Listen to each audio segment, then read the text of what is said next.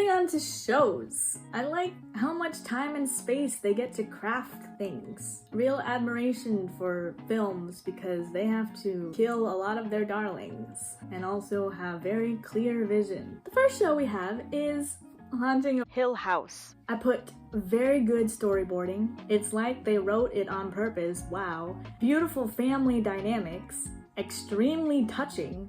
Very tight show. I cried like a baby.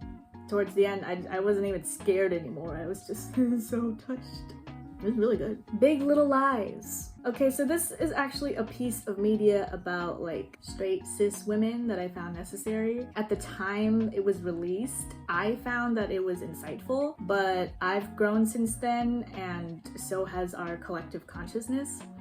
So I wonder if it'll be as impactful upon second watch for me. I don't know. Season 2 had a different director, and it definitely didn't feel the same, but I still learned things from it, and it still felt current. It didn't it had the sophomore slump, but not so bad that I'm like, that's it. Sharp Objects. Eliza Scanlon has so much range. So much range. She was also in Little Women. Those two characters are completely different, and it is amazing. I have a lot of respect. This show was haunting. It had a creepy ending that lingered, so that was good. I love this villain, and yet something about the characterization, not the acting, felt unnatural, and you could tell the actors struggled with fully understanding this character too. So I think it's a matter of fully fleshing out the character when writing them too. Like, no, we're not supposed to completely understand sociopaths, but somewhere in there, I thought it was reaching a little bit. Like the psychology it wasn't doing it for me. So throughout the show, Amy Adams' character seemed incredibly exhausted, and I couldn't tell if that was a character choice or if it's because she was literally exhausted. I know that she refused to come back in the future and the role was taxing on her, but I did feel some lethargy. And then I said the artistic choices could have been better. So in terms of marketing, coloring, maybe even music, I did not remember that show as like visually interesting. And I know this is a murder mystery, but it felt drab, which I guess people tend to do for like small towns, but consider other things maybe. Next is Little Fires Everywhere.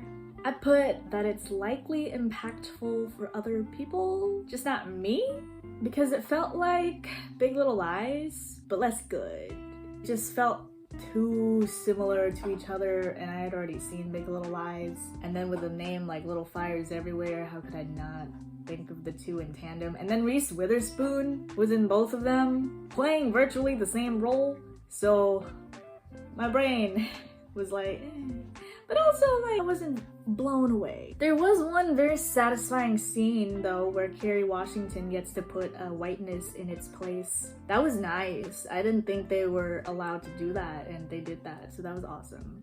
The teen actors really made this show. The young actors were very compelling. Nothing wrong with this show per se. It was decent to good, but not wow excellent.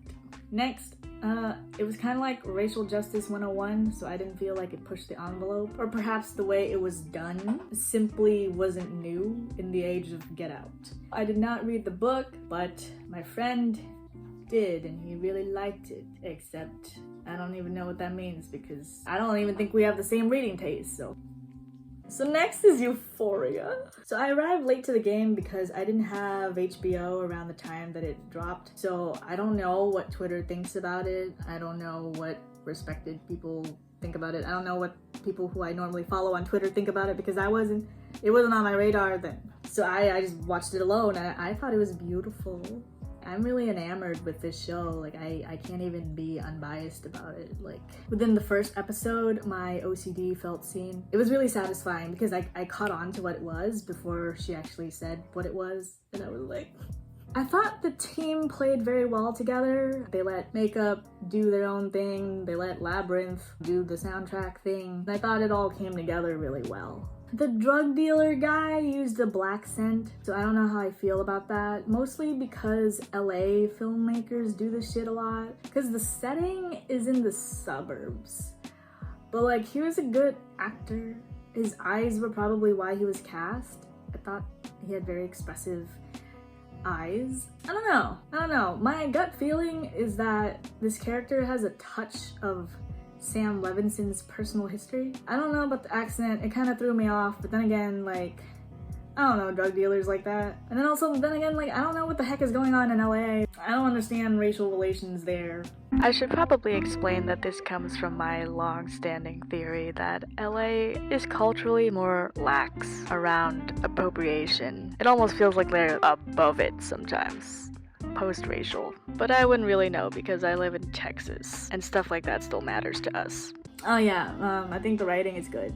I think they did the necessary planning. I hope they consulted people who are black and people who are trans for the story. I can't tell that they didn't, but I do wonder how much more nuanced it could have been beyond just like actors' choices and beyond being written by a white dude. But it seems like he understood the gravity of his responsibility. Strong artistic direction, of course. I thought the football player storyline was kind of weak. McKay's storyline? I felt like they could have done him more justice because that didn't feel like it gave me anything new to work with. Oh, I thought there was strong psychology behind some of the characterizations. Maddie? Like, Maddie. Maddie's a real person. Maddie's a mood. Yeah, a lot of it was very, like, psychologically satisfying because it made sense about people. People have rhythms. When those things are reflected, it just feels good. And I'm so very biased here, but I think Zendaya was excellent in this. I mean, she did win an Emmy? An Emmy. But I also really think, personally, that she was excellent in this role, and I think they cast her first. And then the family, so unfortunately, like, colorism once again. But I really love her. I love that she acknowledges that, like, she is what Hollywood accepts. Yeah, she doesn't forget that.